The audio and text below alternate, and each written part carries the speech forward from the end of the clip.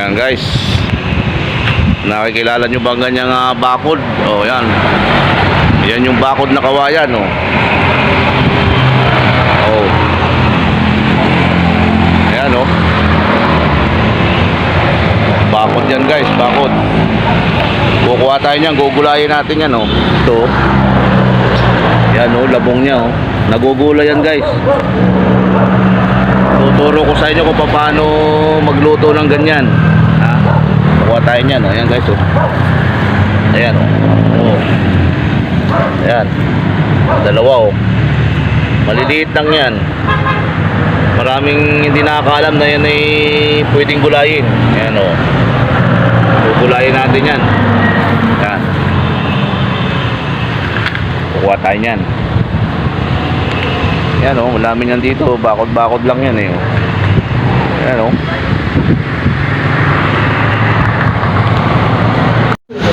Yan guys ha o. Baka meron yan sa inyong paligid ng bahay na hindi nyo alam, yan pala ay pwedeng gulayin. Yan ha o. Yung mga maliliit na kawayan na binabakod. Yan, kukuha tayo nyan o. Yan o. Maliliit lang yan, pero tsaga-tsaga lang sa pag-ano. Akong putol, akong kumuha. Okay.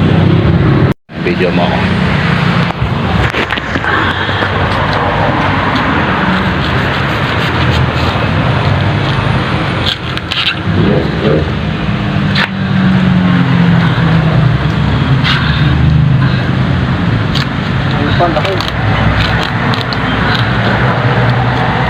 Tas-tas mo.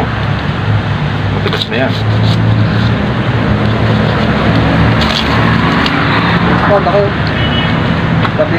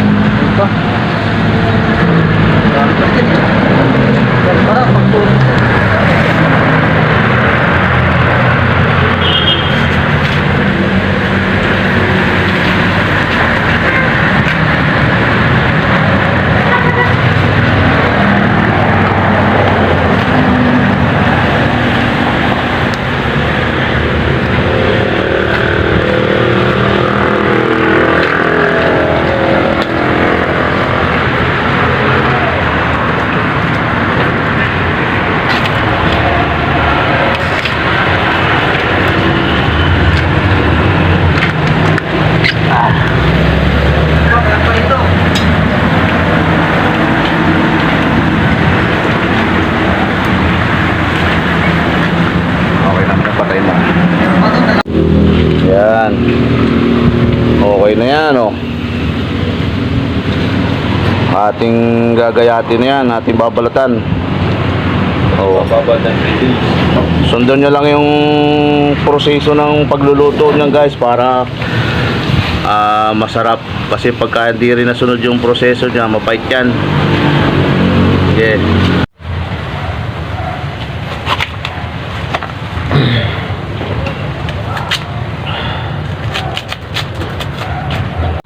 Ayan, ayan na guys yung ating binalatan na nakuha nating labong ng kawayang bakod. Ayan o. So yan lang inakuha natin kasi maliliit talaga siya. Ayan. Gagayatin na natin ngayon yan guys.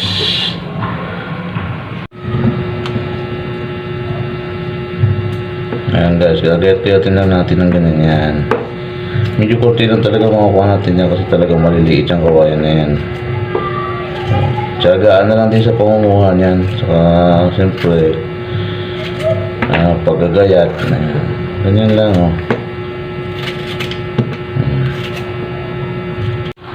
So yan guys, nagayat na nating lahat. Ngayon ang gagawin natin, ibababad natin sa tubig yan ng 3 araw. Yan. Pero araw-araw nating papalitan yung tubig natin, yung pambabad, nang sa ganoon hindi siya umasim. Ayan, diyan natin ibababad yan ng 3 araw bago natin siya lutuin, ha guys. Ayan, balikan na natin siya bukas ulit. Ayan. Ngayon, good morning guys. Ito yung unang araw ng ating pagbababad. Ating papalitan ng tubig. Wala kayong ilalagay dyan guys ha, kundi tubig lang. Para yan ay matanggal ang pait. At saka hindi umasin yung labong. Ayan. Hindi basta-basta ang pagluluto niyan guys. Hindi yan katulad ng nabibili natin sa palengking labong na malalaki. Yan na pwedeng lutuin agad pagkatapos ng pagkakuha.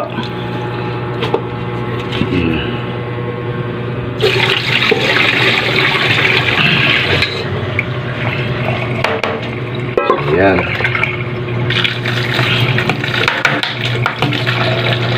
Ganun lang guys yun. Palitan lang lagi ng tubig araw-araw. 3 araw yung ibababa dito bago nito lutuin. Puputi pa yan hanggang sa matapos yung 3 araw. Yan.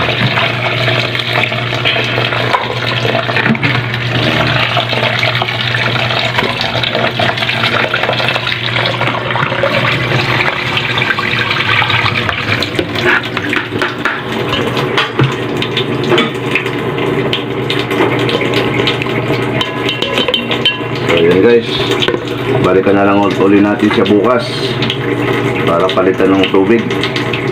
Good morning. So yun, magandang araw po sa inyo guys. Andito na po tayo sa huling part ng aking luto ng bamboo plant labong. Ito na po siya na naibabad ko siya ng 3 days. So dito na tayo sa ating lulutuin na siya. So bali ang mangyayari guys, atin muna siyang ilalaga muna. So, ayan o. Ayan guys. Lalaga muna natin siya. Ayan. At na-prepare ko na rin yung mga sangkap niya guys. Ayan o. Ayan. Bawang, sibuyas, luya, sili. Ayan yung gata. O yung may sardinas pa dyan o. Kaway-kaway o. O sardinas baka naman. Ayan guys o. So, balikan na natin siya pagka laga na natin guys. Tinang lulutuin na. Ito na ha, napigaan ko na siya. Ayan. Atin na siyang titimplahan. Kasama na agad ang rekado dyan guys. Ito yung pangalawang gata. Oo nga, ito yung pangalawang gata. Ayan. Yan ang ating ipang ano muna dyan, ipang papakulo. Malagyan na rin natin muna ng asin. Yan. Okay. Takpan muna natin. Saka natin pakuluin. Ayos na. Malapot na. Malapot agad yung mata. Ayan o. Oh. Diba?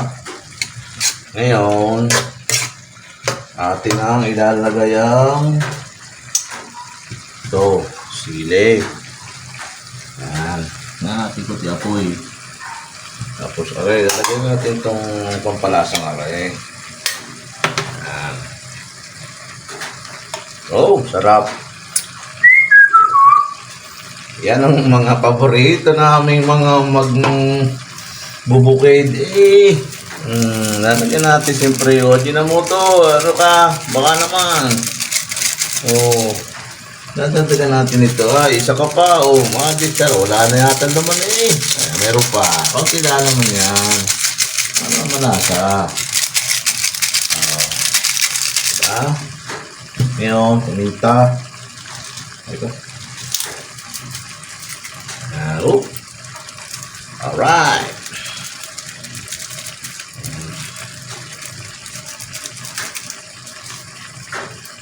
Dami paminta yata eh. Kung napadami okay lang yan. Masarap yan guys. Yan.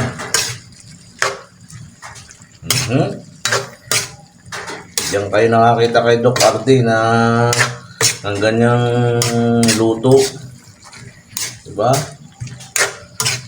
Hindi mo akalain na naluluto pala yan nasa paligid ng bahay nyo yan. Na nakabakot. Oh.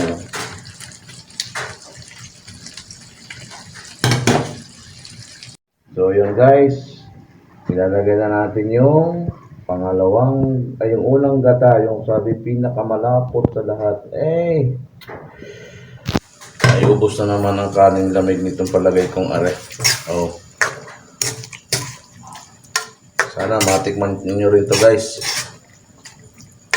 Yung mga hindi natin akalain na maluluto natin yung nasa paligid ng ating bahay na labong na yan. Maliliit lang yan talaga eh.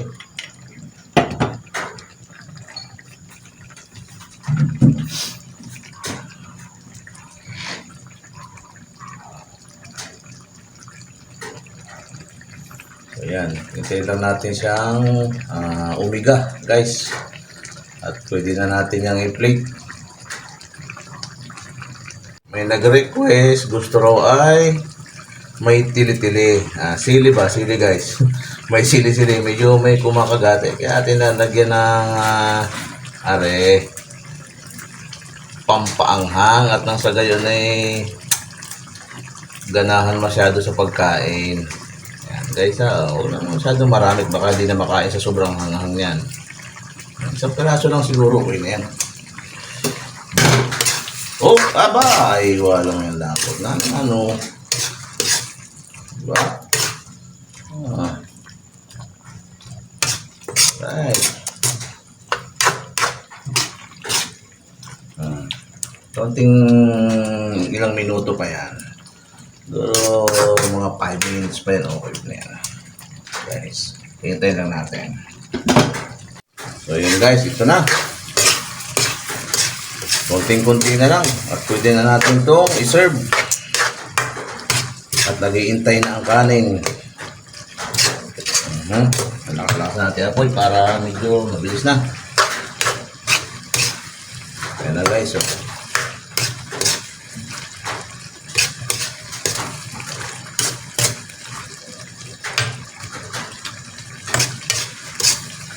Pagkakataon yan guys, pwede na. Pwede rin naman guys na pwede nyo siyang paigahin kung depende na lang sa kung anong gusto nyo. Ako kasi medyo gusto ko, medyo may sabaw-sabaw. Kaya okay na sa akin to. Kayo kung gusto nyo igang-iga, pwede rin. Pero sa akin, okay na to guys. Para medyo may pansabaw sa kanin. So papatayin ko na yan. Aking ilalagay na sa plate. Yan.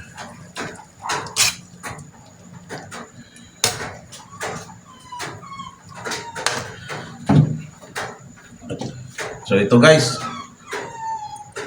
ito na yung aking bamboo plant labong. Ito naluto na guys. Guys, maraming salamat sa pagsubaybay nyo sa aking video. Sana patuloy nyo suportahan sa mga gagawin ko pang video.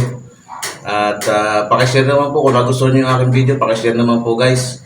So ito na po yun. Maraming salamat po sa inyo guys. Salamat sa panonood. God bless.